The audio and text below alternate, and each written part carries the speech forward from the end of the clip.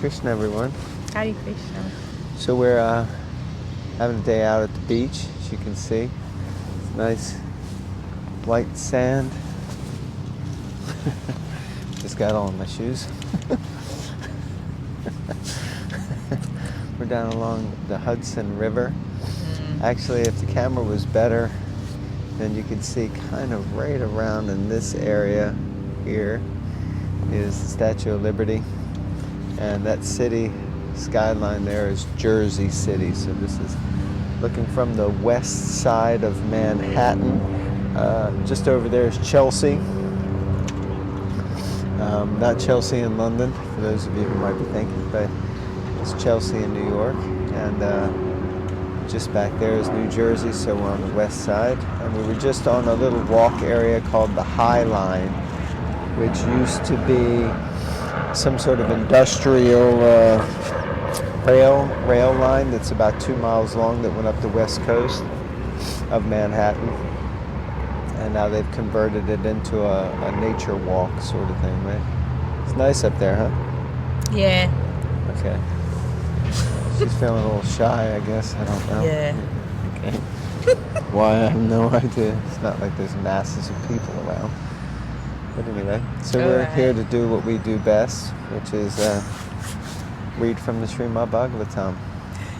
All right. It's Canto 4, Chapter 22, Text 27. Om Namo Bhagavate Vasudevaya. Om Namo Bhagavate Vasudevaya. Om Namo Bhagavate Vasudevaya. All right, Text 27. Text 27. When a person becomes devoid.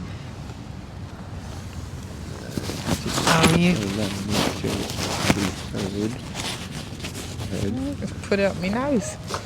When a person becomes devoid of all material desires and liberated from all material qualities, he transcends distinctions between actions executed externally and internally. At that time, the difference between the soul and the supersoul, which was existing before self-realization, is annihilated. When the dream is over, there is no longer a distinction between the dream and the dreamer. Purport. As described by Srila Rupa Goswami and Yabilashita Shunyam, one must be devoid of all material desires.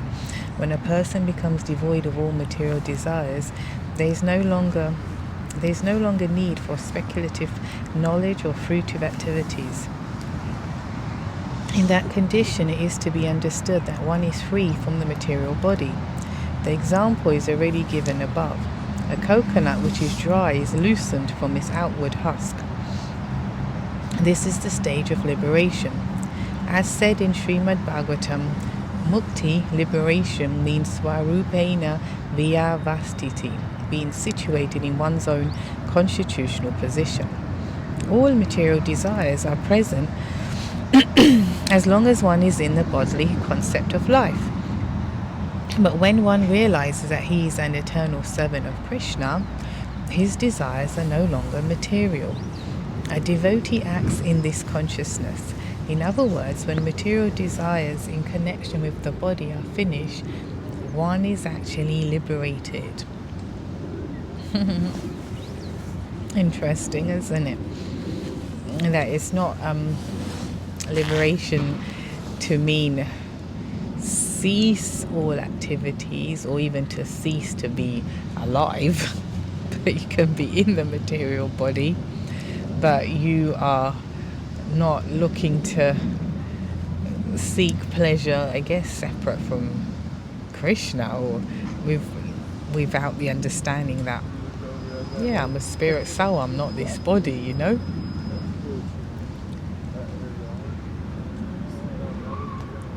So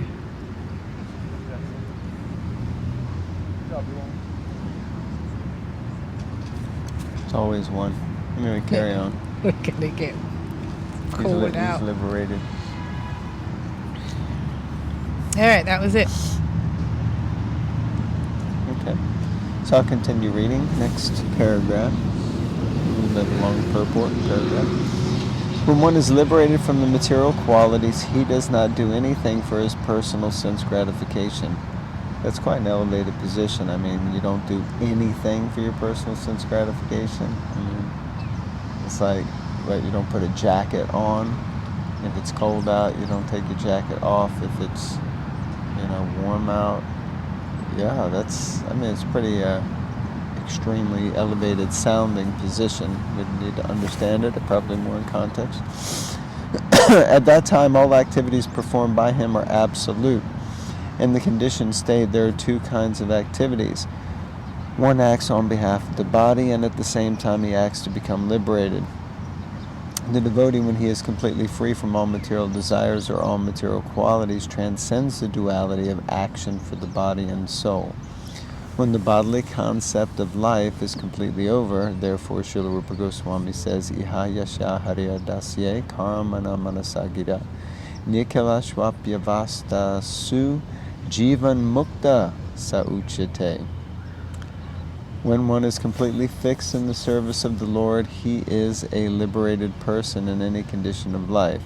He is called Jivan Mukta, liberated even within this body. In such a liberated condition, there is no distinction between actions for sense gratification and actions for liberation. When one is liberated from the desires for sense gratification, he has no longer to suffer the reactions of lamentation or illusion. Activities performed by the karmis and gyanis are subject to lamentation and illusion, but a self-realized liberated person acting only for the Supreme Personality of Godhead experiences none. This is the stage of oneness, or merging into the existence of the Supreme Personality of Godhead. This means that the individual soul, while keeping his individuality, no longer has separate interests. He is fully in the service of the Lord, and he has nothing to do for his personal sense gratification. Therefore, he sees only the Supreme Personality of Godhead and not himself. His personal interest completely perishes. When a person comes out of a dream, the dream vanishes. While dreaming, a person may consider himself a king and see the royal paraphernalia, his soldiers, etc. But when the dream is over, he does not see anything beyond himself. Similarly, a liberated person understands that he is part and parcel of the Supreme Lord, acting in accordance with the desire of the Supreme Lord. And as such, there is no distinction between himself and the Supreme Lord, although both of them retain their individuality. Nityo nityanam chaitanas chaitananam. This is the perfect conception of oneness in relation to the Supersoul and the Soul.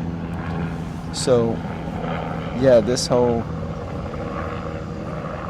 section can be probably easily misunderstood, and I guess understanding it properly means that we have to understand a couple of things. One is that you don't perform no actions, but your actions, the actions that you perform, are focused basically on bringing pleasure to Krishna.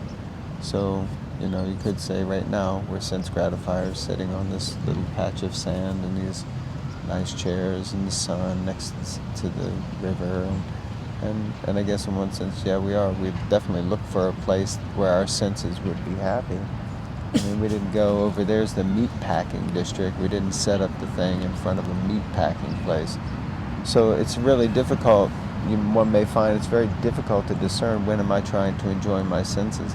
But, we came down, the point is we go and explore, but we do that so that we can read and share with devotees and chanting Hare Krishna while we're walking. And so, we may not be on the liberated platform. For me, definitely, by no standard, but my wife is definitely on the liberated platform. Right? I guess. What are you supposed to say when someone says that? Like, well, most people say, no, but why not should me. I didn't say it. Anyway, and the other thing is that this idea of oneness, that our desires become one with the desires of the Lord, and that's real oneness, not that we ever lose our personal identity. but our identity becomes merged in the sense that everything that we have, mind, body, soul, becomes utilized for the pleasure of the Lord. So then we're one in purpose, one in activity, but not one in the sense that we lose our personal identity. Anyway, those were a couple of important points from my side. Okay. Let's see. Want to do 28? Alright, text 28. When the soul exists for sense gratification, he creates different desires, and for that reason he becomes subjected to designations. But when one is in the transcendental position, he is no longer interested in anything except fulfilling the desires of the Lord. Purport. Being covered by material desires, the spirit soul is also considered to be covered by designations belonging to a particular type of body. Thus he considers himself an animal, man, demigod, bird, beast, etc. In so many ways he is influenced by false identification caused by false egoism, and being covered by illusionary material desires, he distinguishes between matter and spirit. When one is devoid of such distinctions, there is no longer a difference between matter and spirit. At that time, the spirit is the only predominating factor. As long as one is covered, as long as one is covered by material desires, he thinks himself the master or the enjoyer. Thus he acts for sense gratification and becomes subjected to material pangs, happiness and distress. But when one is freed from such a concept of life, he is no longer subjected to designations, and he envisions everything as spiritual in connection with the Supreme Lord. This is explained by Srila Rupa Goswami in his Bhakti Rasamrita Sindhu. The liberated person has no attachment for anything material or for sense gratification. He understands that everything is connected with the Supreme Personality of Godhead and that everything should be engaged in the service of the Lord. Therefore, he does not give up anything. There is no question of renouncing anything because the Paramahamsa knows how to engage everything in the service of the Lord. Originally, everything is spiritual, nothing is material. In the Chaitanya Charitamrita also is explained that a Mahabhagavat, a highly advanced devotee, has no material vision. Although he sees trees, mountains and other living entities. What? Didn't read the verse. Stavaraja Jangama deke na deke taramurti Savatra haya nija ishta deva spuriti.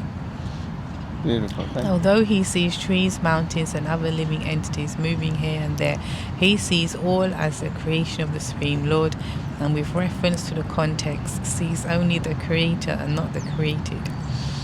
In other words, he no longer distinguishes between the created and the Creator. He sees only the Supreme Personality of Godhead in everything. He sees Krishna in everything and everything in Krishna. This is oneness.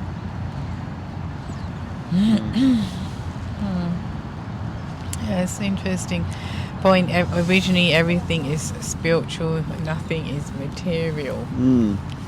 If you think about it, if everything's coming from Krishna, and it's only our use of a thing or perception of a thing that makes it disconnected from Krishna. And that's why Prabhupada was always revolutionary in and Bhaktisiddhanta Saraswati Maharaj in terms of what they used and did. Like I have no doubt if Prabhupada was present now or Bhaktisiddhanta Maharaj present now, they would have no problem with using this various social medias and various ways to propagate Krishna consciousness, to use it, to put it out there.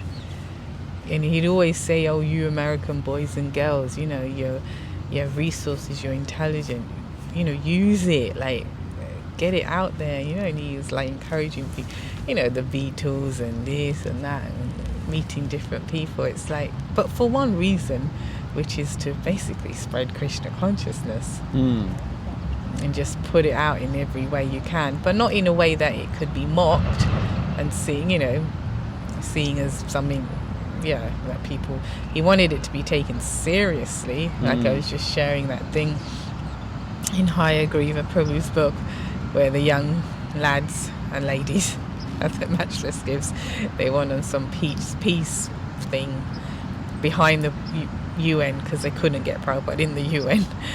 But they were thinking it was cool, and they're young, they're hippies, and he was like, he didn't appreciate it. Actually, he didn't want to be there. He sat there and did the kirtan, but he didn't actually, which I thought was interesting, because he sat there in Tompkins Square Park and did the kirtan and that. But his point was, we're not here to take part in these mundane things, and he didn't think they looked, it just wasn't a good fit. Yeah, it's interesting.